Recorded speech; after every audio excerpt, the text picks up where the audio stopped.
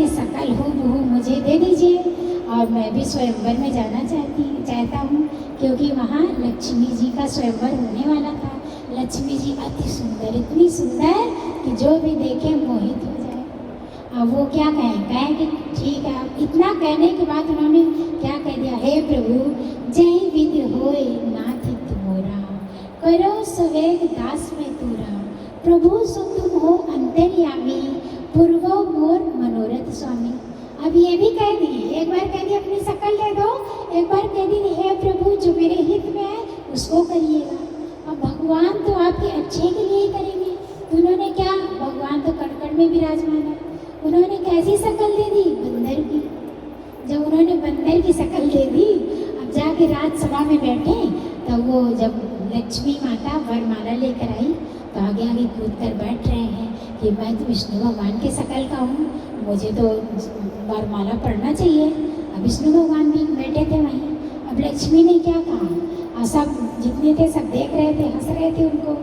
तो लक्ष्मी जी क्या करी, विष्णु भगवान के गले में वरमाला डाल दी। और जब स्वयंवर हो गया तो सब जितने भी राजा बैठे थे वो कहे तुम इतना उचक उचक कर आगे आगे चल रहे थे, तुमने अपनी शकल देखी है? कहे कि क्यों, मेरी तो शकल बहुत अच्छी है। कहे अच्छा चलो दिखाओ। पहले के ज़माने में शीशा नहीं होता था, ठहरा हुआ जो पानी रहता था उसमें ले जाके दिखाएं तो शकल बंदर की। अब देखिए तुमको आग लग गया, तन बन गया, बदन में आग लग गया। उन्होंने गुस्से में विष्णु भगवान को श्राप दे दिया कि आज जैसे मैं स्त्री के लिए तड़प रहा हूँ, एक दिन ऐसा आएगा कि आप भी स्त्री के लिए तड़पोगे। तो उन्होंने उसके श्राप को भी भगवान ने सिरोधार्य किया। अब जब वो आए अपने त्रेता युग में, तो जब रामचंद्र जी का अवतार लेकर आए, कैसे 14 वर्ष का वनवास हुआ और लोगों का उद्धार करने के लिए कहे जब जब होता नाश धर्म का तब तब लेते अवतार प्रभु। अवतार प्रभु ने अवतार लिया था धर्म का नाश करने के लिए, धर्म की स्थापना करने के लिए, क्योंकि रावण का आतंक बहुत बढ़ गया था। अब जब वहाँ वनवास हुआ तो सीता को कैसे उन्होंने चुरा ले गए। अब ले गए तो कैसे पत्नी के विरह में वो भी वो कर रहे थे ना, विलाप कर रहे थे। तो उनका जो कहना था, उन्होंने उनका श्राप भी सुधार किया। और जब उन्होंने रामचंद्र जी का जब अवतार में आए, कैसे 14 वर्ष का वनवास हुआ उनको, और उनकी पत्नी भी उनकी विरह में वैसे रही, उनके श्राप के कारण ऐसा हुआ था। और फिर आप बोले कि सीता माता को भी कैसे उन्होंने त्याग किया, तो उसका भी लॉजिक है। वो एक तोता तो बता चुके थे इसके पहले भी, एक तोता और तोती थी। उनको क्या, जब वो कुमारी थी तो एक तोता और तोती थी, उनको पिंजड़े में रखे थे। तोती गर्भवती थी और तोता बोल रहा था कि छोड़ दो, वो भी बोल रही थी मुझे छोड़ दो। और वो तोती इतना अच्छा श्लोक बोलती थी, श्री हरि विष्णु का श्लोक, रामचंद्र जी का, कृष्ण भगवान का, खूब अच्छे मंत्र पढ़ती थी। इस कारण सीता माता ने नहीं छोड़ा। अब वो पिंजड़े में ही अपने शरीर को त्याग कर दी। और जब त्याग कर दी तो वो तोते ने श्राप दे दिया कि जैसे आज मेरी पत्नी गर्भवती थी और उसने अपने शरीर को त्याग दिया, इसी प्रकार एक दिन आपको ऐसा होगा कि आपके साथ भी ऐसा होगा। जब वो गर्भवती थी तो धोबी के कहने पे कैसे रामचंद्र जी ने उनको त्याग किया था। तो जो भी अगर संसार में हो रहा है तो उसका कुछ कारण है।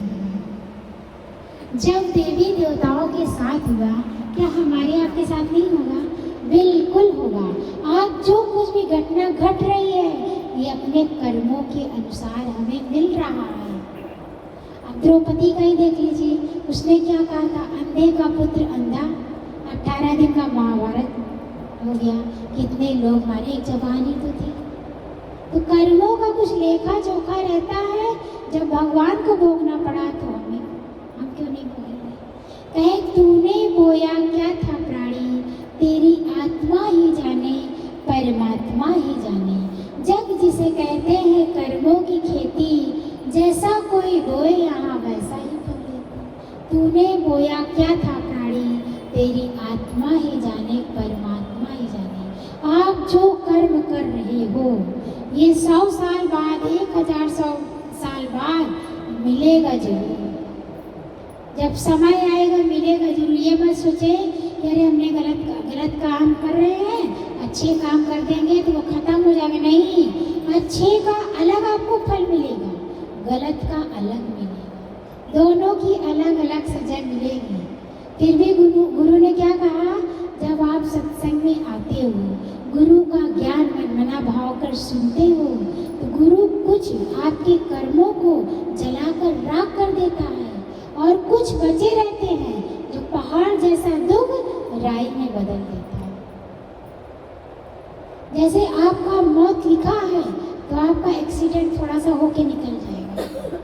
बच्चे की बहुत हालत खराब होने वाली है, खाली बुखार होकर हो जाएगा। ये भी कब किसके साथ घटता है, जिसको गुरु के प्रति अंधी श्रद्धा, अटूट विश्वास, अथाह प्रेम होता है, उसी के साथ होता है। और जो आता है सिर्फ सुनकर चला जाता है, भूल जाता है, तो उसके जीवन में बदलाव नहीं आता। उसी के जीवन में बदलाव आता है जो गुरु के प्रति अंधी श्रद्धा, अटूट विश्वास, अथाह प्रेम रखता है और इन वचनों को मनमना भाव कर सुनकर उस पर चलता है। कहें इसी क्लास में कितने लोग आते हैं, क्या सबका जीवन बन जाता है? कोई कहता अरे सत्संग गए थे, हमारे साथ ऐसा ऐसा हो गया, वो लिखा था, लेकिन इंसान सोचता सत्संग जाने में हो गया। नहीं, वहाँ तो कट जाता है। अब कोई जांचने के लिए भी आते हैं, कहे ये जो सब ज्ञान सुन रहे हैं सब सुनते ही नहीं है, वो 1000 पावर से आपको जांचते ही है। ये बोल रही है क्या इनके जीवन में ऐसा है, क्या ये इनका जीवन बना है, तो जांचने भी आते हैं। जो जांचने आते हैं वहीं तक सीमित रहते हैं, और जो श्रद्धा भाव लेकर आते हैं उनका जीवन बन जाता है। क्या श्रद्धावान लभते ज्ञान, जिसके अंदर श्रद्धा है, भाव है, प्रेम है, अपनापन है, आत्मिक प्यार है, उसके अंदर गुरु उनके मन रूपी पर्स में चुपके से ज्ञान उड़ेल देता है, उसको पता भी नहीं चलता। लेकिन जब बोलता लगता है वाह गुरु ही तो बोल रहे, गुरु ही तो बोल रहे।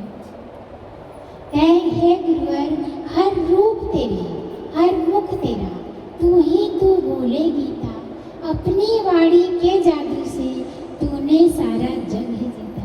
देखिए आज जैसे अनीता जी बोलती हैं, किरण जी बोलती है, लगता है गुरु ही तो बोल रहा है, लगता है ना? आप सबको एहसास होता होगा।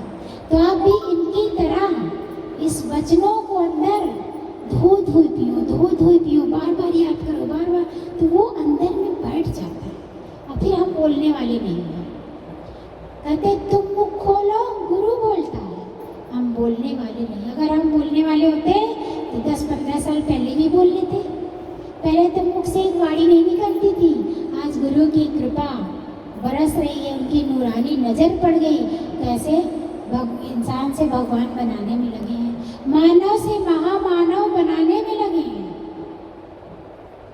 इसको सिर्फ एहसास करना है। जो भी मनमना भाव कर सुनेगा, जब समय आएगा खुद वो बोलने लगेगा।